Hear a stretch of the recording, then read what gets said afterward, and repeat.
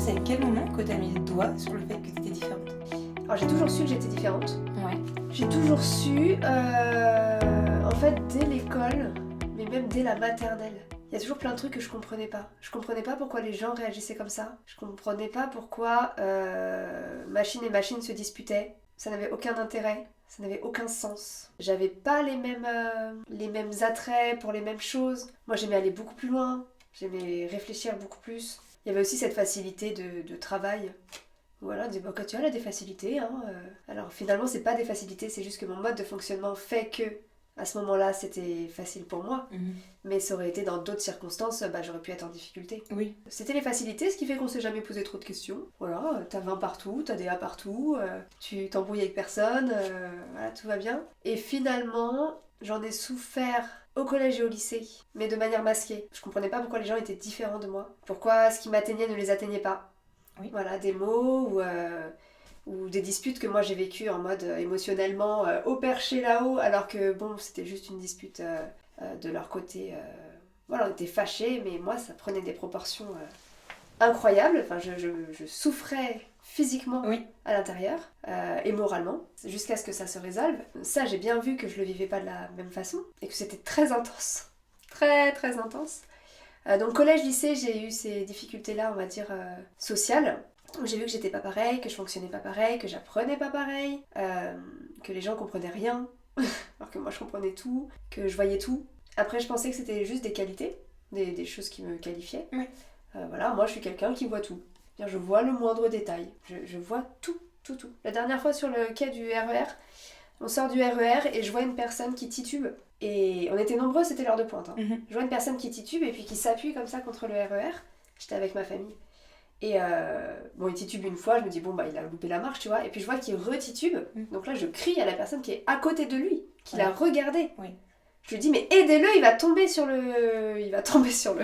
dans le trou, là, Bah, entre le RER et le quai. Donc il y a quelqu'un qui l'aide, voilà, vaguement comme ça, qui le pose après près de la rambarde. On s'occupe un peu de lui, je pense. Je sais pas ce qu'il avait, ce monsieur, mais il n'a pas voulu rester pour qu'on appelle les pompiers, tout ça, parce que vraiment, il tenait pas droit. Et je pense pas que c'était l'alcool. Je pense qu'il a fait une sorte de malaise ou quoi. Il a fini par filer. On revenait donc du théâtre, il y avait ma mère, il y avait une amie de ma mère et tout. Et l'amie de ma mère dit, mais j'avais pas du tout vu cette personne. J'avais pas du tout vu. Et moi, je l'ai vu comme le nez au milieu de la figure. Oui. Il est sorti comme si c'était illuminé, tu vois. Oui. Et ma mère dit, non mais Katia, elle voit tout. Elle voit tout ce que les gens ne voient pas. Et ça, c'est quelque chose que j'ai remarqué très tôt, que je voyais tout. C'est quelque chose qui a mis en défaut beaucoup ma sœur, parce que du coup, je voyais tout. Oui. Et je faisais des remarques sur tout, parce que j'avais pas de filtre. Oui. Sorry. Donc je dis juste les choses que je vois. Je dis, t'as mal mis ton pantalon, t'as un bouton, mais juste c'est un fait, encore une fois. Oui, c'est ça. C'est pas pour critiquer ou quoi, c'est juste un fait. Et ça, j'ai compris que j'étais toute seule à voir ça. Et à dire factuellement les choses comme ça, parce que t'as un bouton, t'as pas de bouton, mais bon, voilà. C'est ni bien ni mal, C'est ni ça. blanc ni noir, Exactement. c'est juste un bouton, et je te le dis parce qu'il est là, il n'était pas là hier. Donc tu vois, il y a une différence entre hier et aujourd'hui, c'est important C'est ça. que tu sois au courant et que je te le dise. Et c'était tout ça sans réflexion de ma part, bien entendu, ça sortait comme ça venait dans ma tête. Vers l'adolescence, j'ai compris que il y a un truc qui était pas pareil. J'ai erré en faisant des choix, mais en errant aussi à travers ma carrière, en comprenant pas pourquoi j'avais tout le temps envie de changer, en étant très contente d'avoir tout le temps envie de changer, et en défendant ça en mode, bah voilà, j'ai appris ça, du coup maintenant j'ai fait le tour, je suis allée là.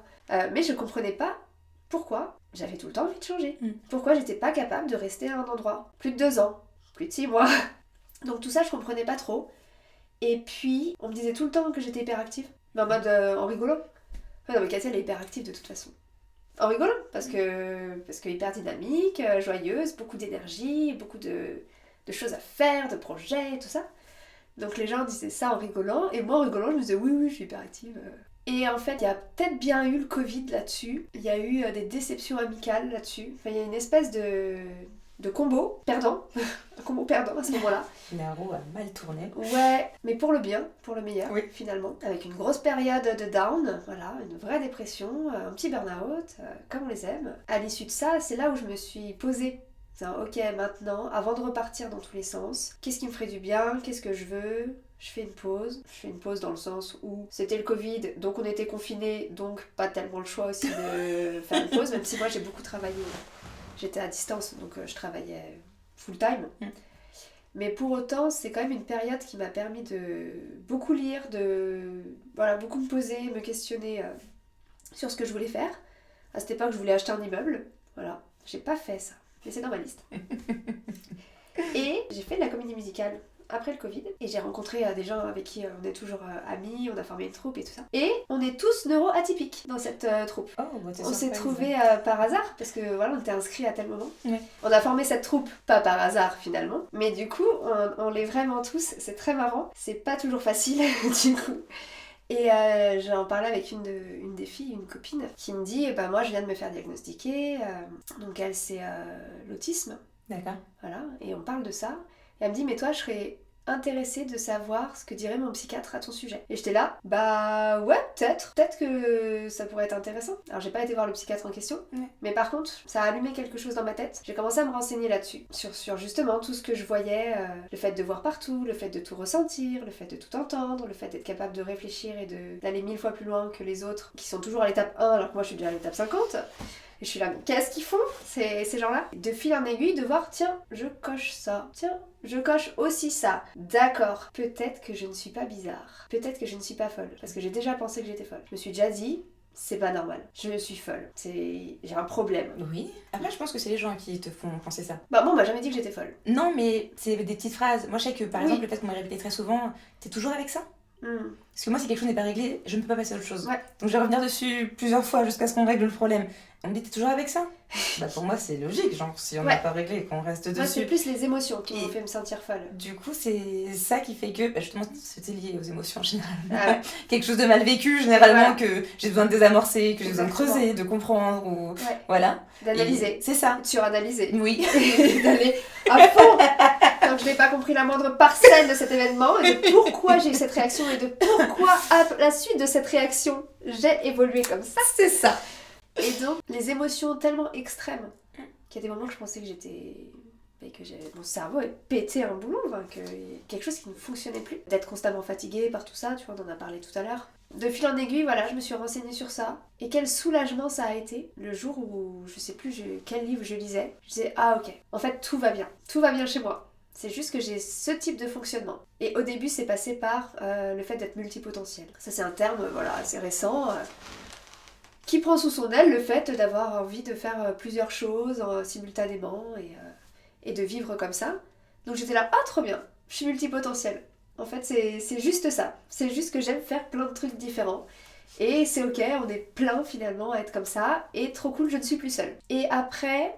je continuais de me renseigner et puis j'ai continué d'être abondée par ça aussi dans les réseaux sociaux et une fois que tu cliques sur un truc, tu reçois plein de choses du même style. Alors en creusant plus profondément, dire ah ouais, en fait c'est pas juste que j'aime faire plein de trucs, c'est vraiment que j'ai un mode de fonctionnement, que mon cerveau est fait de telle façon que j'agis différemment, je vis différemment, je ressens différemment que la plupart des gens qui sont à côté de moi. Je ne suis pas seule, je suis normale, c'est juste que voilà, je suis pas A, je suis B en fait, je suis même K.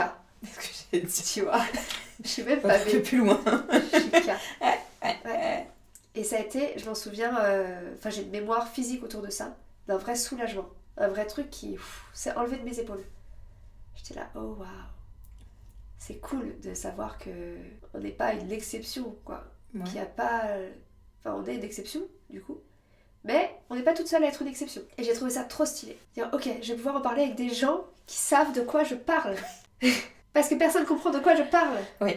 Pour le coup, moi, je me trouvais, donc... Tu vois. Mais c'est un long travail toute seule avant de réussir à avoir ce genre de conversation avec quelqu'un qui me ressemble ou avoir ce genre de conversation avec quelqu'un qui me ressemble pas mais qui est capable d'entendre que ça existe.